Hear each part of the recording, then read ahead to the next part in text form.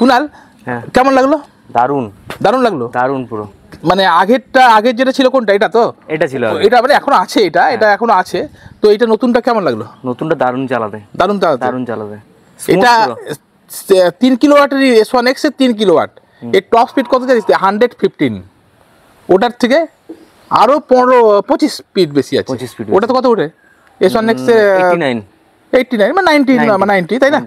আর এতে মাইলেজ আছে, রেঞ্জ আছে 125 দেখাতো, 143 আইডিসি রেঞ্জ। আর এতে 176 আইডিসি রেঞ্জ, 140-50 তো আরামসে মাইলেজ দিয়ে দেবে। 141-42 তো দেখাচ্ছে, অনেক মাইলেজ। হ্যাঁ, আর যেটা বৈশিষ্ট্য সেটা একবার যেটা কি কি দেখেছিস বলতো, তুই কি কি বুঝতে পারলি কোনটা? বৈচিত্র্য বলতে আমার ছিল BLDC মোটর, এখানে পেয়েছি আমি চেন সিস্টেম। হ্যাঁ, আর ওর ছিল 6 কিলোওয়াটের মোটর, 6 কিলোওয়াট, এতে 7 কিলোওয়াটের মোটর পেয়েছি। হ্যাঁ, আর কালার ডিসপ্লে পেয়েছি। আর ওতে ছিল আপনার নরমাল সকার, এতে পেয়েছি এই মনোসকার পেয়েছি।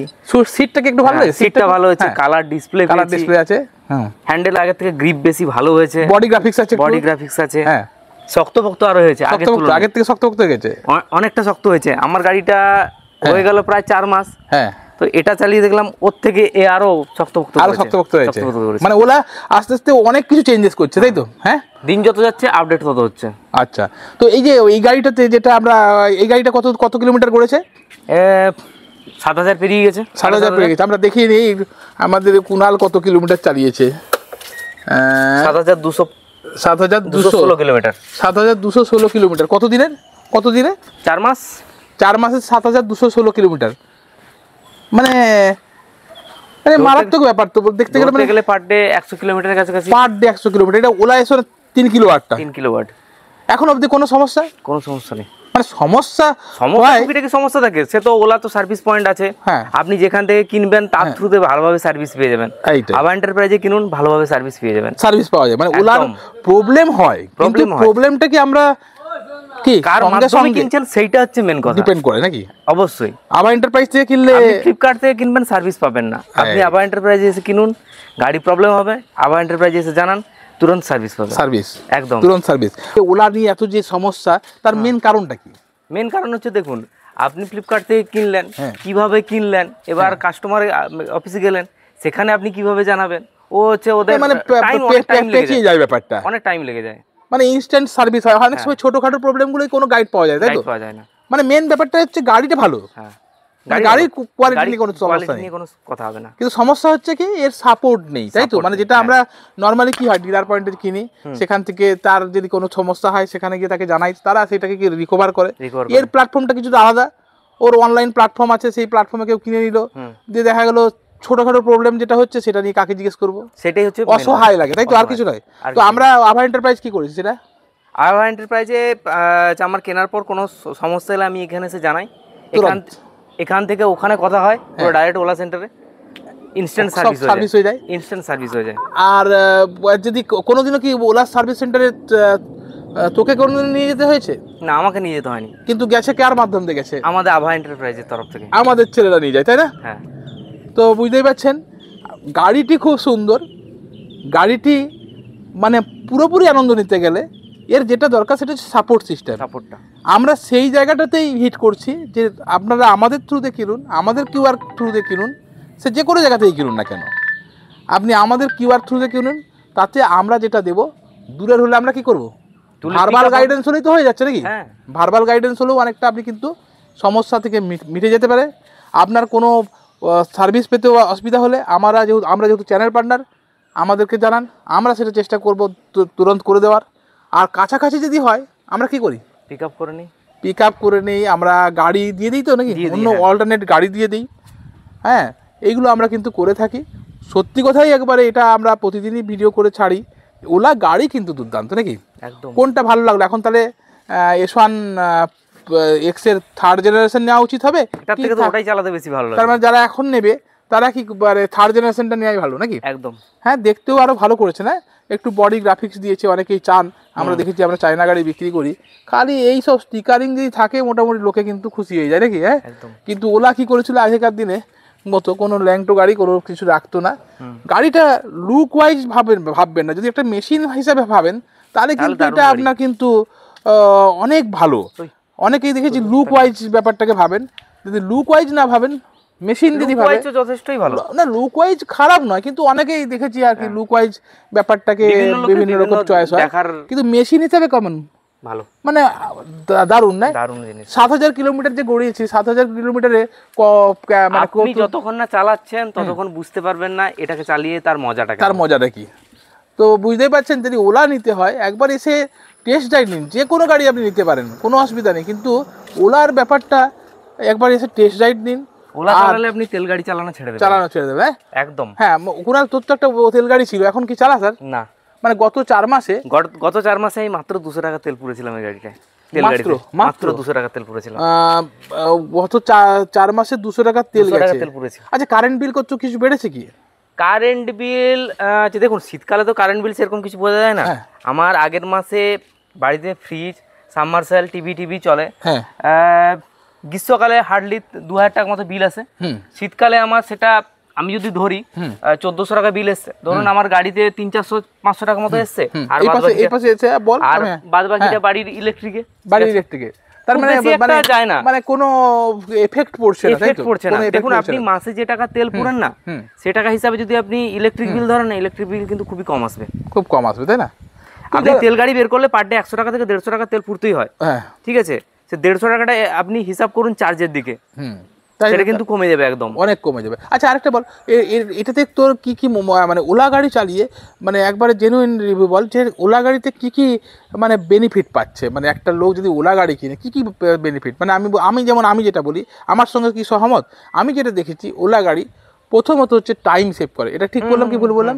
মানে যেহেতু একটা পেট্রোল গাড়ি, অনেকগুলো মানে জিনিসকে নিয়ে চালাতে হয়, মানে মাথায় রাখতে হয়, ব্রেক, বাম্পে আপনাকে ক্লাচ ধরতে হবে, গিয়ার কমাতে হবে, আবার বাম্প পেরিয়ে গেলেন আবার ক্লাচ ধরলেন, টাইম একটা যায়।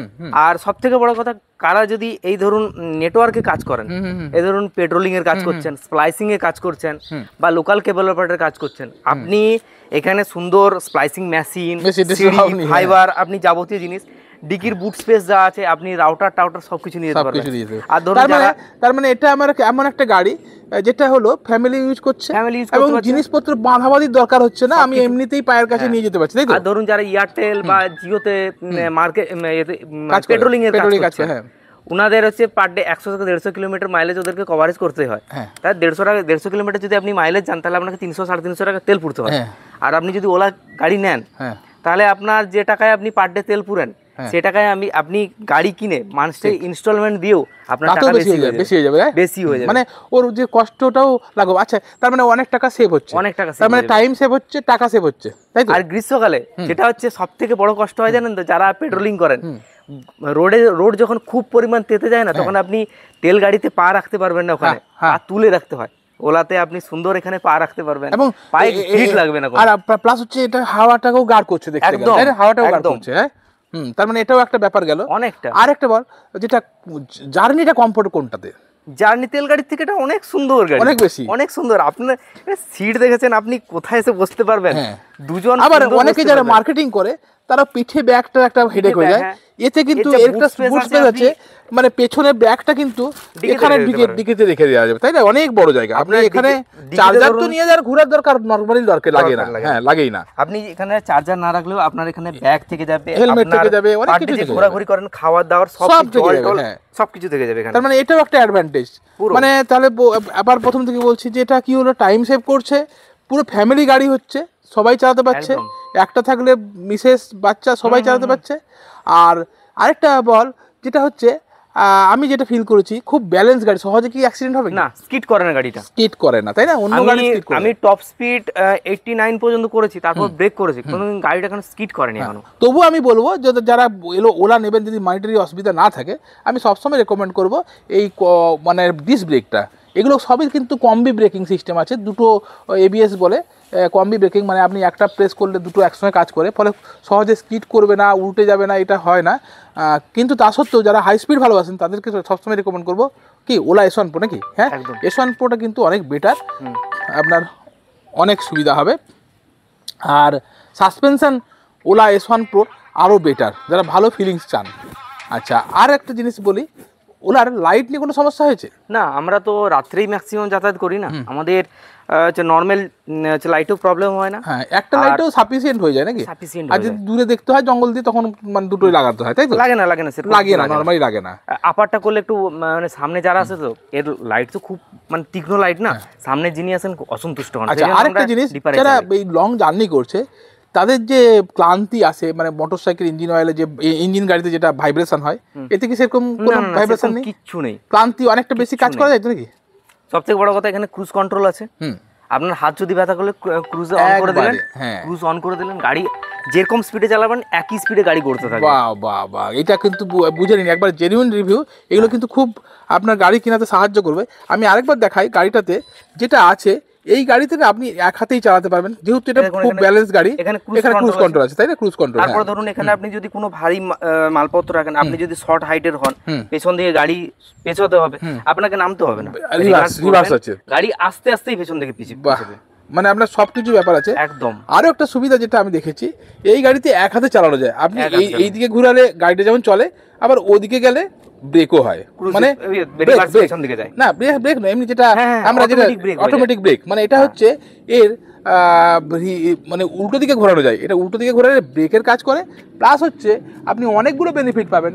যেটা হচ্ছে উল্টো দিকে ঘোরালে আপনি ব্রেক প্যাড কম খরচ হবে, পাওয়ারটা জেনারেট হয় এক্সট্রা, হ্যাঁ, আপনার মানে মাইলেজ বেশি হয়ে যাবে, অনেকগুলো ব্যাপার। প্লাস এক হাতে ফ্রিলি আপনি মানে গাড়িটা চালাতে পারবেন নাকি? ঠিক বললাম কি ভুল বললাম? হ্যাঁ, তো মোটামুটি এরকম অসংখ্য, এছাড়া তো S1 Pro বলুন, বলুন, এখন যেসব সুবিধা দিয়েছে সে দেখার মতো।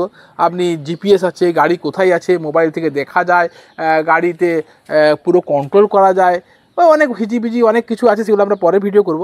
মোটামুটি যেগুলো সাধারণভাবে বললাম সেগুলো কিন্তু ওলা কিন্তু একটা যে কোনো পেট্রোল গাড়ির থেকে অনেক অ্যাডভান্টেজ দেয়। আমি বলছি না যে বুলেট খারাপ, মুখ খারাপ, কিন্তু এইটা ইন জেনারেল ভালো সব। হ্যাঁ, মানে এই সেগমেন্টে আপনি যদি মেশিন হিসাবে ধরেন তাহলে কিন্তু গাড়িটি কিন্তু অসাধারণ, এবং গাড়িটি কিন্তু আপনার জীবন পাল্টে দিতে পারে। কি ঠিক বললাম কি ভুল বললাম? কোলার আগে বল, আমাদের তোদের পেট্রোল গাড়িতে খরচা কেমন হতো, এখন কত টাকা সেভ হচ্ছে মাসে? পার ডে 250 টাকা তেল লাগতো আমার দেখতে গেলে, তাই না? এখন সেখানে অনেক টাকা সেভ হচ্ছে, অনেক টাকা সেভ হচ্ছে, জার্নি কম হচ্ছে, প্লাস হচ্ছে কাজে গেলে অনেকটা তাড়াতাড়ি কাজ গুছিয়ে আসা যায়, তাই না? অনেকটাই আপনাকে মানে স্পিডে যে মানে কাজটা করে আসতে পারবেন যেখানে দূরে যাচ্ছেন। যারা দূরে যাচ্ছেন, যারা বেশি জার্নি করেন, তাদেরকে ওলা কিন্তু অনেকটাই আপনাকে সাশ্রয় করবে। এইবার ওলা নিয়ে আমি যেটা বলছিলাম, যে আপনি কিনছেন কোথা থেকে সেটার উপর ডিপেন্ড করছে সাপোর্ট। ওলার অনেক ছোট ছোট প্রবলেম থাকে, যেগুলো হয়তো আমাদের ভার্বাল গাইডেন্সেই আপনার কিন্তু সমস্যার সমাধান হয়ে যায়, তাই না? ঠিক বললেন তো কুনাল? আর সেগুলো আপনি যদি ঠিকমতো গাইডেন্স না পারেন, সেক্ষেত্রে কিন্তু ওলা আপনার মাথা ব্যথার কারণও হতে পারে।